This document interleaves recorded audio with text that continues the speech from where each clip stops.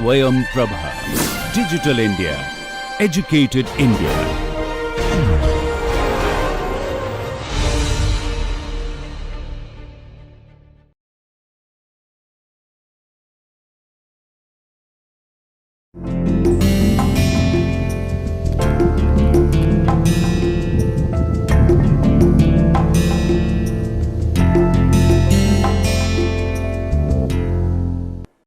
Hello viewers, welcome to MOOC's online course on Visual Perception and Art, a survey across the cultures. This is the 13th lecture and today we shall be looking at traditional Indian art. And basically we will try to make a sense of how traditional Indian art created a visual culture of its own through its artworks. Even a cursory look at any random examples of traditional Indian art, be it sculpture or painting, initially evokes a couple of things. One, when you look at an example like this, for example, because of the accuracy of the represented objects or figures, for example, when you look at these birds, they give you an idea that these artists were very faithful to nature, very faithful to the living creatures, and no doubt about that. On the other hand, when you look at the different stylistic and structural components of these artworks, you also have a feeling that everything may not be so realistic as it appears in the first glimpse. Thirdly, in many cases, what is unmistakably there is a great amount of empathy, a great amount of feeling towards the subject or towards the object that has been represented or depicted. You also chance upon examples from traditional Indian art, examples which are very complex in nature, because not only that they tell you stories and the stories are very complex and multi-layered, also because, for example, this painting belongs to the Mughal period, and this painting was painted like many other hundreds of paintings during the Mughal period at the Mughal court, highly under the supervision of the patrons. And these paintings reflect the court culture, which itself was highly grand and complex, full of aspirations, and definitely the paintings were meant to reflect those elements which were there in the general visual culture of the court itself. Then, from a similar kind of historical context, not exactly Mughal, but Rajput paintings, and also it is a court painting, yet in this painting there is a simplicity in the depiction compared to the earlier one where you saw very complex composition. A huge amount of details were rendered, whereas in this painting it's less detailing, and the compositional structure is very simple. So, it does not necessarily mean that if it is a court painting, it has to be very complex in nature. A painting can be very simple despite the fact that it is a product of a court culture. So, it depends on what kind of aspiration and visual culture is involved, and what kind of visual perception is involved in the way one looks at a painting, way one looks at the very function and meaning of the existence of painting.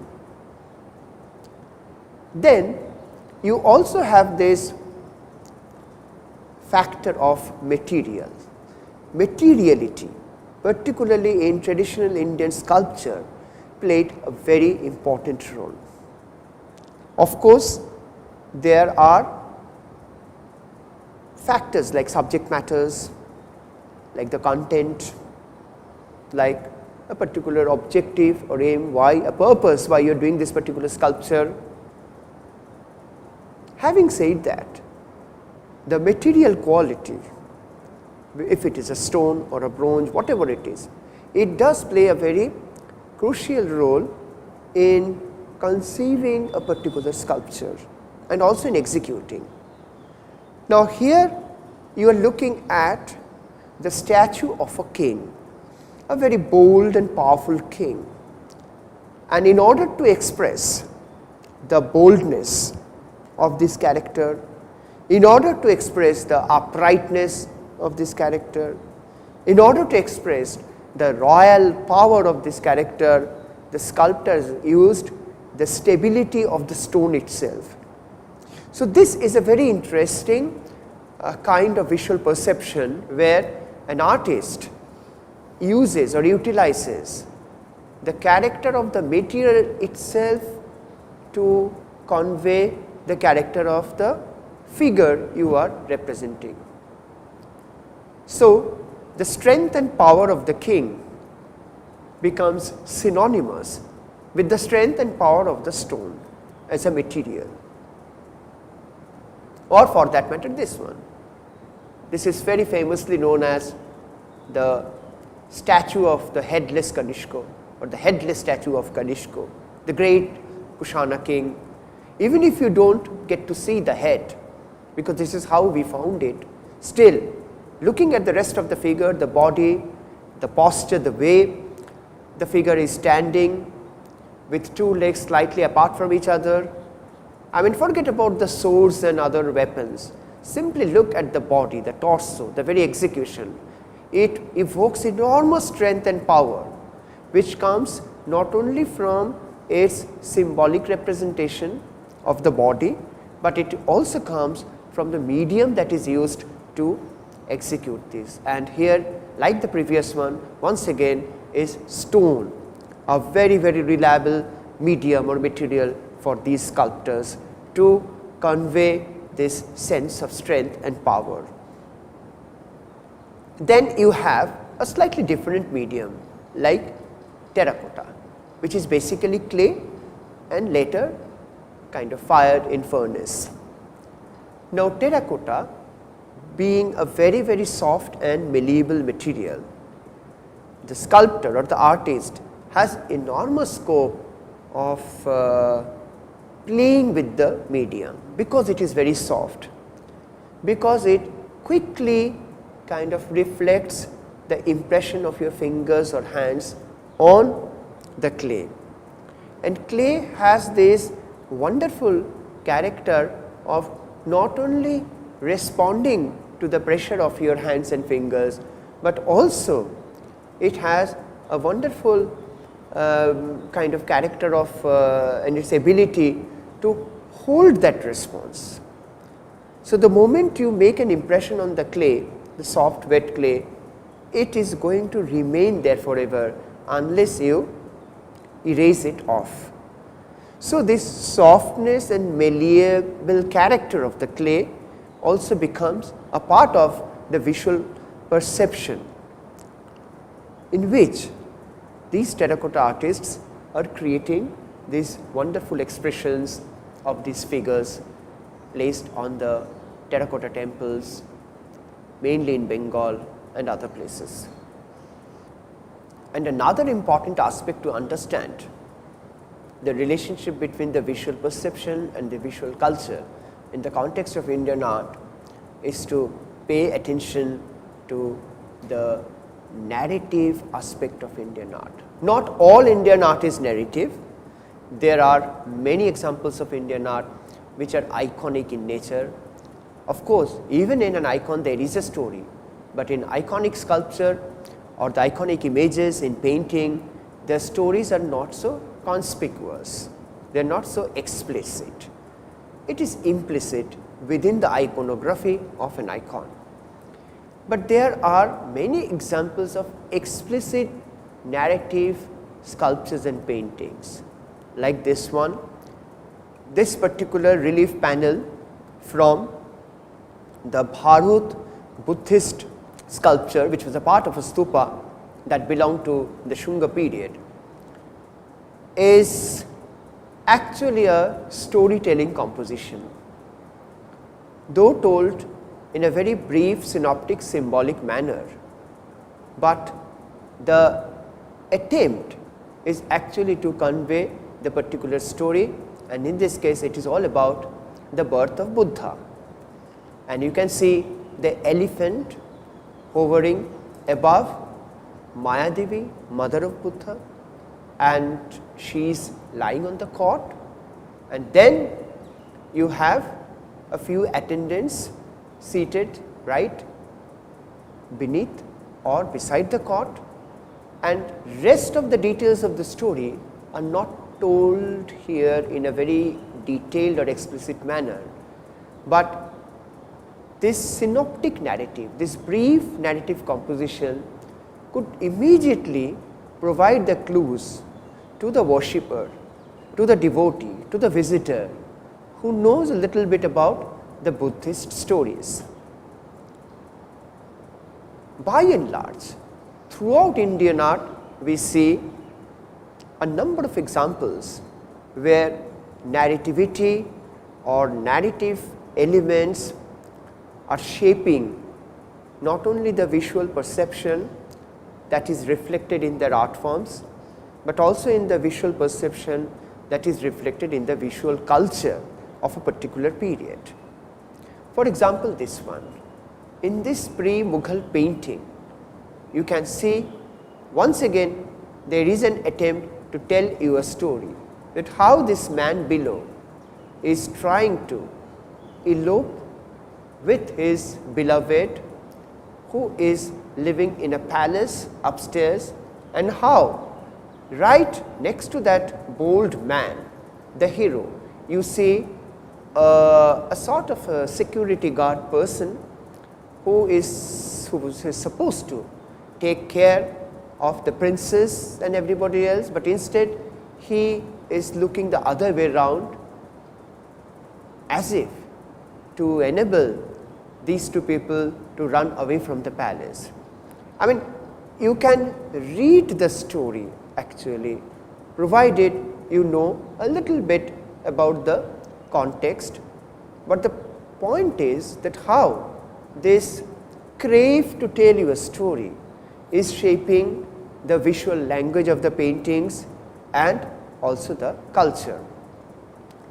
Now, this famous scene or an event episode from the life of Krishna, when Krishna was slaying Aghasura, is depicted here, and the visual perception in the context of a narrative painting is such that the painter does not hesitate to show Aghasura twice in the same painting, though there were no two Aghasuras. There was just one Aghasura who was subjugated and killed by Krishna later on. But why the painter has to show Aghasura twice? Just to show slightly two different moments from the same incident. Now, that needs a slightly an alteration of our visual perception, because we know in our normal visual perception we see one object just once at one particular moment. We can't see that object appearing twice right in front of our eyes. But the painter makes Aghasura appear twice right in front of our eyes in the same frame, just in order to give some moments of passage from one particular point of the narrative to the next point. So, this is how the visual perception vis-a-vis the visual language and style of storytelling is changing in Indian art. Similarly, when you look at this wonderful relief medallion from Amaravati, you once again see a similar kind of visual device is being employed here. Though when you go by the story, it is all about one particular elephant who was a mad elephant, who was called Nalagiri, and he was creating havoc, and there was a lot of chaos in this town, and ultimately Buddha comes and subjugates him. But then why the same elephant has to be shown twice in the same circular frame. The reason is same, the logic is same, because you are now employing a different kind of visual perception in order to convey the story through this art form. If you are sticking to one particular visual perception, that no, when you see one object at one particular moment, you see it only once, you can't show it twice, then you can't do this thing. See, in order to recreate that narration in your art form, be it painting or sculpture, you take certain liberties from the usual visual perception or the perceptual experiences. So space, in other words, in Indian traditional art was always conceived as something flexible and non-specific. Indian traditional artists have always played with the notion of space in the most exercising a great amount of freedom, and at the same time they have deliberately kept the space very non-specific, which will enable them to play with the space. So space has always lent itself to be used as an ever-changing, fluent phenomenon to suit varying purposes. That is why Indian artists have never hesitated to paint or carve on the most unusual spaces and surfaces like Ajanta or Mamallapuram. Here you see a particular spot in Mamallapuram where even this bare, open, huge rock surfaces were used happily by the Mamallapuram sculptors to create their artwork. Then in Ajanta, you have this strange but perfectly beautiful caves carved inside these monolithic rocks, and then you have sculptors and painters working together to adorn the walls, to adorn the pillars, to adorn even the ceilings. So because of this notion of space, the space is something that is not fixed, that is not specific. Space is something that you can play with, you can make it very, very flexible. This very notion and a great faith in this notion have always helped the Indian traditional painters to use and go for a slightly altered visual perception, where space does not dominate, but you recreate space at every moment.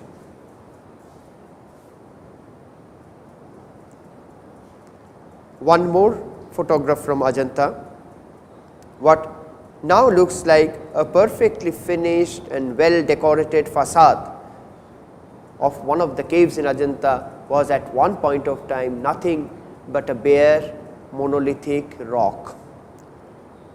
See, in order to even conceive, to imagine that this rock surface could be turned into a very well decorated, elaborate facade, needed a different kind of visual perception, where imagination and flexibility of space played a very crucial role.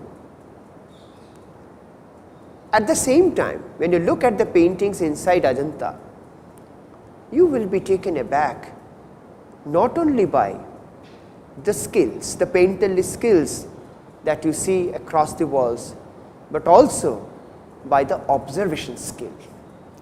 So if we are always emphasizing on the alternative visual perception, if we are always emphasizing on the idea of a different visual perception, alternative visual perception, non-specific visual perception, imaginative visual perception, then how come in this particular painting, on this particular example, you see depiction of people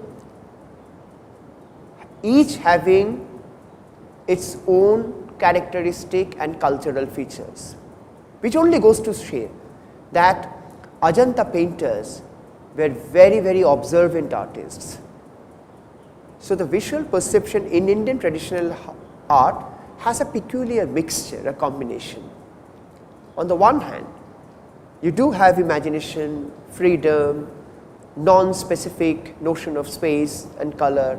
On the other hand, you observe the life, you observe the people, you observe their social and cultural characteristic features very keenly, and you arrive at a visual language which enables you to incorporate all these factors.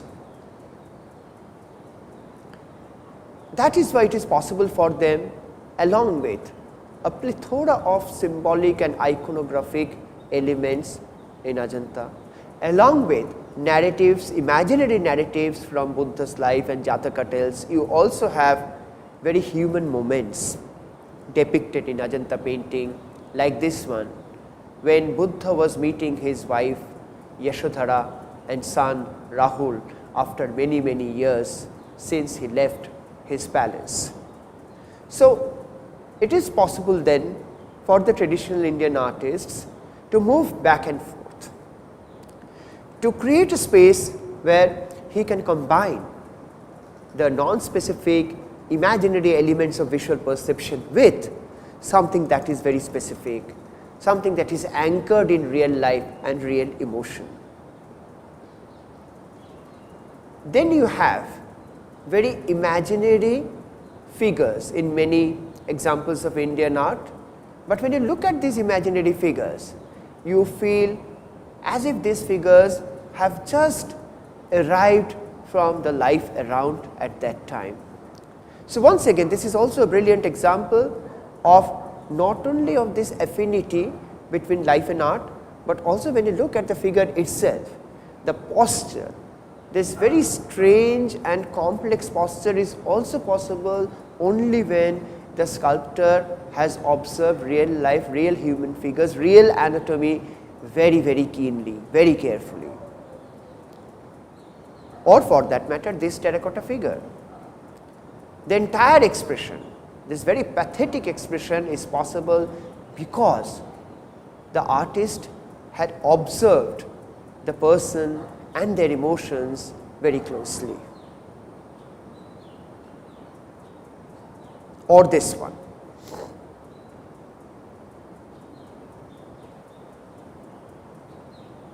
Even when a sculptor has to create an imagery of a woman leafing through a book,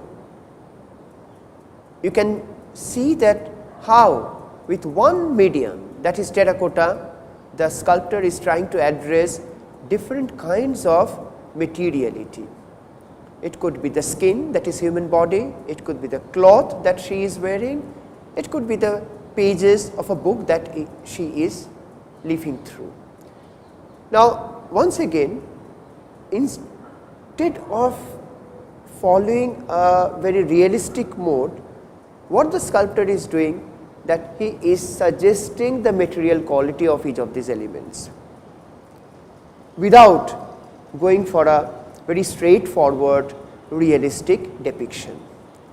Now, when we talk about the visual perception of Indian art, the visual culture that provides a support system to this visual perception and visual art, we always need to keep in our mind that how the sculptors and painters all over India have always been trying to strike that balance between what is very tangible, what is really touchable, and what is actually very suggestive and not so specific. So, specificity of a visual experience combined with the non-specificity of another visual experience is something that the Indian traditional artists have always been trying to explore. So, in a place like Mamallapuram, you have imaginary mythical beings along with these very real life creatures, in this case these Hanumans, these monkeys, in a position and in a kind of gesture executed so warmly, with so much of empathy and tangible kind of feeling, that it almost evokes a feeling that these are real monkeys simply replaced with some stone. Now, mind you, stone itself, particularly the kind of stone, the granite stone used in Mahabalipuram, was a very, very hard stone. So, to transform a hard stone like granite into something very tactile, tangible and soft itself was a difficult task. But at the same time, when you go very close to these figures, you lose track of that soft sensibility of the monkey figures, and your attention is drawn more and more towards the porous, rough surface of the stone. The question is, how does a painter manage both these things? On the one hand, there is this strong presence of materiality, and on the other hand, there is also this very strong presence of the warm, tangible, tactile presence of life. For example, this one. It looks very decorative, almost like a pattern from a design, but when you look at this creature very closely, there is an accurate sense of the presence of the real creature, or this one for that matter, this turkey, a very, very exotic bird for the Mughal emperor, and he got it painted, and obviously to satisfy the particular objective of the painting, the painter had to observe and study that chameleon, this turkey, or for that matter this zebra very, very keenly. So, observation, that is real life observation, also played a very important role in shaping the visual perception of Indian traditional art, along with this element of non-objectivity and non-specificity. So, both these things could be used in one single painting like this one, this particular painting of Rajput school, but specifically from Kota. You can see that the composition looks little fabricated and reconstructed, but this tremendous force with which this tiger is running across or through the forest was not possible for the painter to show unless he has really observed the real tigers in real setting very well, or for that matter when the painter is trying to depict a very fearsome and a violent fight between the two elephants. So, real life observations and imagined visuals, Indian art excelled in both. So, that is why in a painting like this, when the birth of Jahangir is being celebrated, it is possible for the painter to include all kinds of elements in one single painting by opening up the space, by not adhering to one point perspective, but by creating multiple perspectives in the same space. And this is again another very important feature of many Indian paintings and sculptures, where we see that instead of a single point perspective, artists are using multiple perspectives, as if the viewer along with the painter is constantly moving, observing and depicting the incident or the situation. And that is the reason why what looks like these two figures floating above, they are actually not floating, they are also very well seated, but at another level the space, though it is the same yellow background space that continues throughout in the background, but really speaking it could be the same yellow color, but not necessarily the same space. How do you understand that? It is a sense of belief and a faith that you have to instill in yourself. And that is why in this famous panel from Mahabalipuram called Mahishasuramartini, you have figures big and small, you have figures in varying scales, you have figures in different reactions and different movements, different actions and different directions, all put together, but nothing is clashing with each other. Then In examples like this, visual perception in Indian art allows the artist to create extremely imaginative visual formation. For example, it must have taken a while for the painter to imagine how he would show Trinavarta, which is a whirlwind kind of demon, a demon which never had any particular shape, but which was powerful enough to destroy everything like a storm. So, the painter comes up with a pictorial device. It was possible for him to come up with this only because the general visual perception in Indian art allowed the artists always to imagine within the framework of a certain kind of naturalism, within the framework of a certain convention.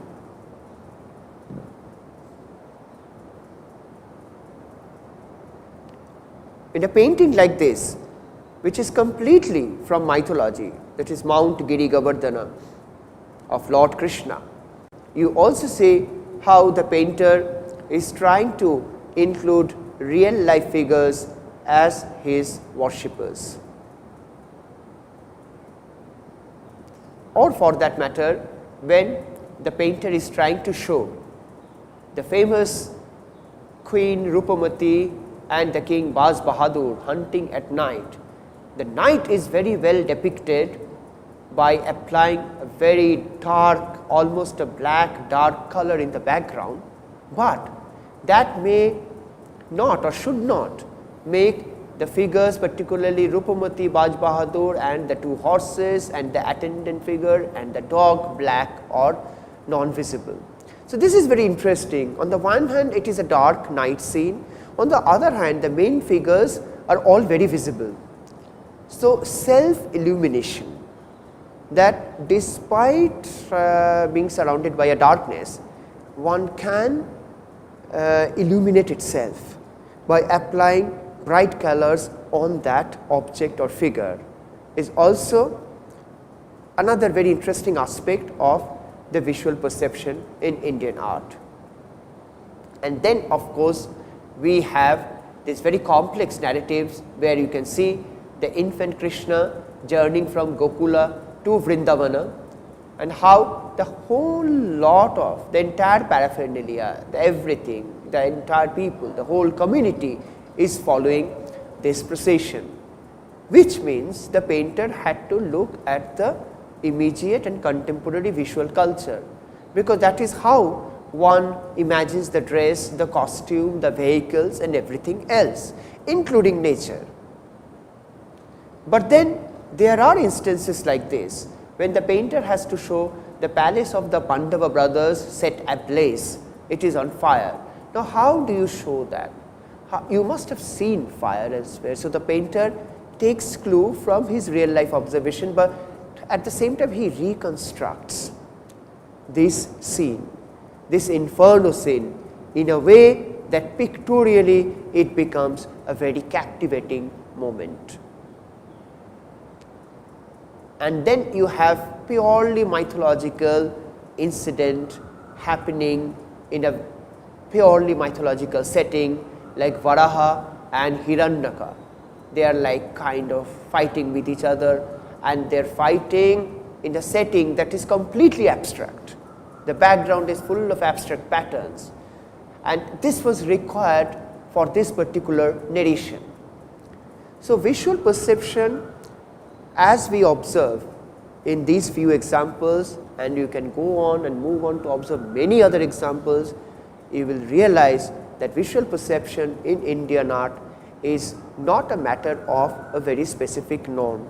Rather, it is a matter of an ever going, ongoing, endless explorations in the possibilities of extending the visual language, an exploration in the possibilities of extending the visual communication itself. Thank you.